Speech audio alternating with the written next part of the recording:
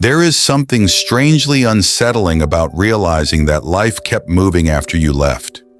Not because people were cruel, not because they wanted to erase you, but because one day you notice that the conversations continue without your name, the traditions survive without your presence, and the places that once felt impossible without you somehow learn to exist just fine. Most people assume the deepest fear is dying. It isn't.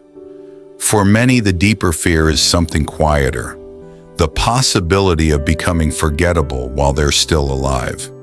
That's why an old workplace replacing you in a week can hurt more than losing the job itself. Why watching childhood friends build new memories without you feels strangely personal.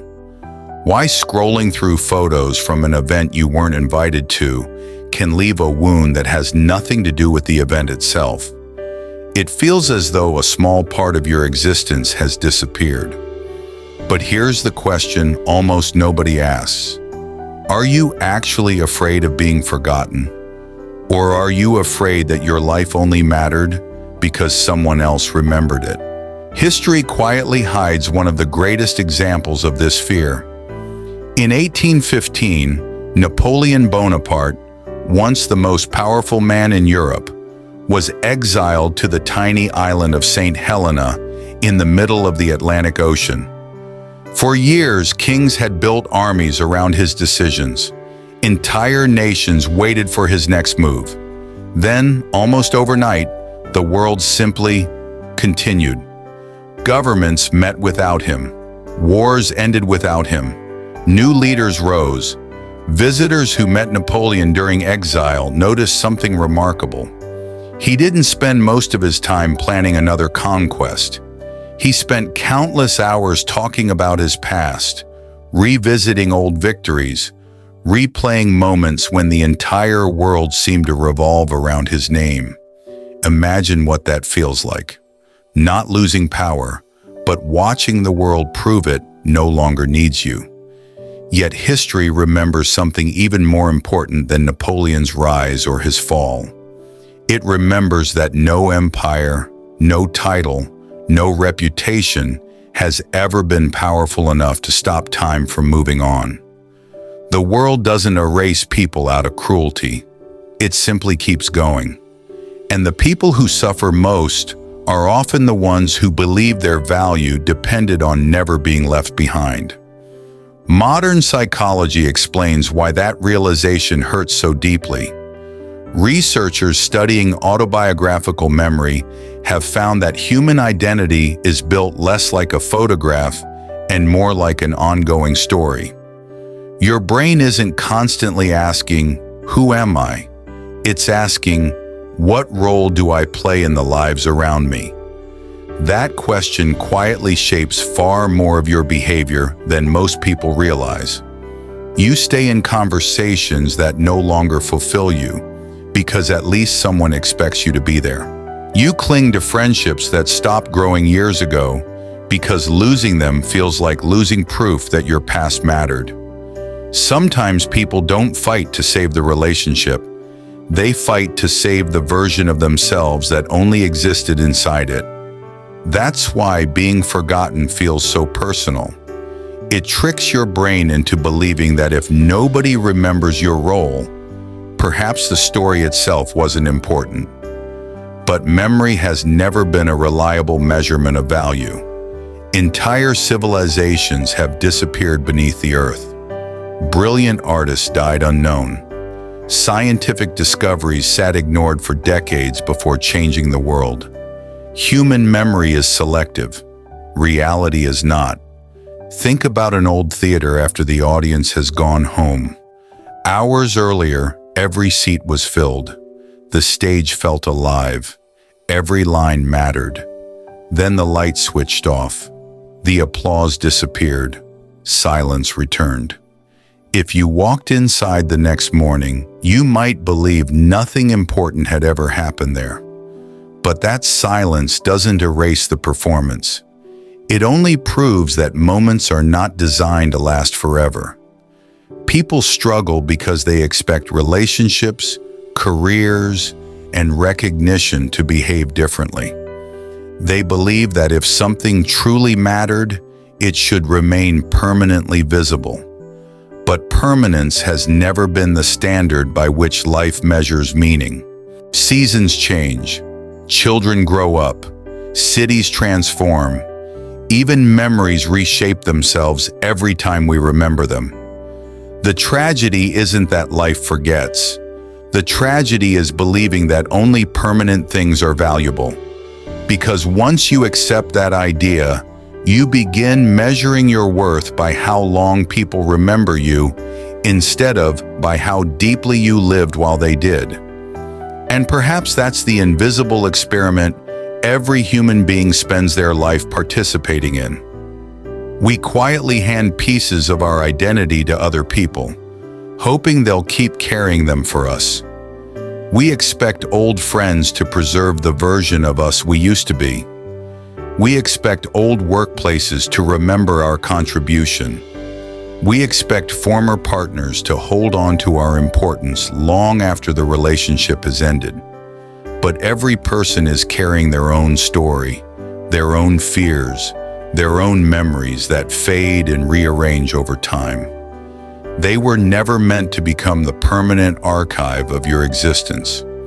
The real question was never whether the world would remember you forever. The real question is what happens when you finally stop asking it to. There's another side to this that almost nobody talks about because it's uncomfortable. We spend so much time fearing that people will forget us that we rarely ask an equally important question. What if they already have, and nothing about your value actually changed? Think about your own life. There are teachers whose names you no longer remember, yet something they said still shapes the way you think. There are strangers whose faces disappeared from your memory years ago, yet one conversation with them quietly changed the direction of your life. Influence and remembrance have never been the same thing. One can disappear while the other keeps working in silence. Psychologists call this the forgetting curve. Human memory naturally fades unless it's constantly reinforced. It isn't a sign that something lacked importance.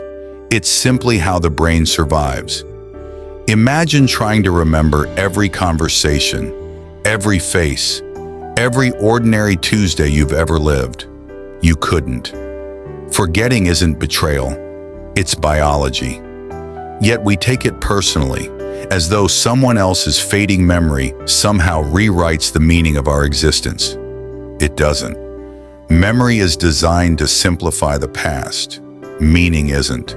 There's a Japanese idea that captures this better than almost anything else. It's called mono no aware, an awareness that the beauty of life exists precisely because nothing lasts forever. Cherry blossoms aren't admired because they bloom all year. They're admired because they don't. Their beauty comes from their impermanence. Human lives work the same way. Friendships change, families evolve, colleagues move away, children grow into adults who build lives of their own. None of those changes prove the earlier moments were meaningless. They prove they were alive. Yet most people spend years trying to preserve seasons that were never meant to stay. They keep revisiting old conversations, old relationships, old versions of themselves, hoping memory can become a home. But memory was never built to be a home. It was built to be a bridge. You cross it to understand where you've been, not to live there forever. This is why emotionally strong people rarely spend their lives trying to make themselves unforgettable. They've discovered something far more liberating. The people who leave the deepest mark on the world are often the least obsessed with being remembered. A great parent doesn't raise a child hoping to be thanked every day forever. A remarkable teacher doesn't teach because every student will remember their name 30 years later.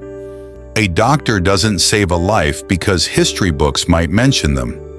The healthiest contributions are rarely made for applause. They're made because the action itself already has meaning. Ironically, the moment your work stops depending on recognition is often the moment it becomes most valuable. Because now your identity no longer lives inside someone else's memory. It lives inside your own principles. And principles don't disappear just because attention does. So maybe the greatest misunderstanding about being forgotten is that we think it's the opposite of significance. It isn't. The opposite of significance is never having lived according to what mattered to you in the first place. The world will always move forward. New conversations will replace old ones. New faces will fill familiar rooms. One day your name may be spoken less often than it is today. That's not tragedy. That's the agreement every human being quietly signs the moment they're born. The tragedy would be spending your entire life trying to become unforgettable instead of becoming authentic. Because authenticity leaves something memory never can. It leaves consequences. A kind word changes someone long after they forget who said it. Courage inspires people who may never remember where they first saw it. Integrity quietly echoes through lives you'll never witness. Those things don't require your name attached to them to remain real. And perhaps that's the freedom hidden inside this fear. The goal was never to make sure the world remembers you forever. The goal was to become someone who no longer needs it to. The people who shaped history most deeply didn't control what future generations remembered. They controlled how honestly they lived while they were here. Once you understand that, something quietly changes. You stop measuring your life by how many people are still looking back at you. You start measuring it by whether you're still moving toward the person you were meant to become. Because in the end, being forgotten is not what steals a meaningful life. Forgetting yourself is. And the moment you stop asking the world to preserve your identity, you finally become free to build one that time itself can never take away.